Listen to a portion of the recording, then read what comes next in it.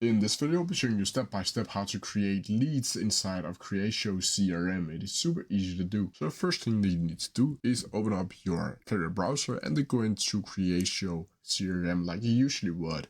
From here, you'll need to sign up to your account. And from here, you'll need to go down to leads inside of the menu. And from here, you'll need to go up to create new lead up here. From here, this new record will pop up, and here you can enter your customer need, and then you can select between all of these options. You can enter a contact, and by clicking on this loop over here, you'll have visible of all of your existing contacts that you can choose from. So let's just choose this one. You can choose the account. If it's not automatically chosen for you when you clicked in a contact, you can add a lead type, either PQL or any of these other ones. You can add a comment, and of course you can see the owner should be you. From here you'll need to click save, and once that is done, then you'll successfully have created a lead inside of Creatio CRM. And that's how you do it. If you have any questions about it, please leave them down in the comments section below, and I'll try my best to answer them as quickly as possible. See ya!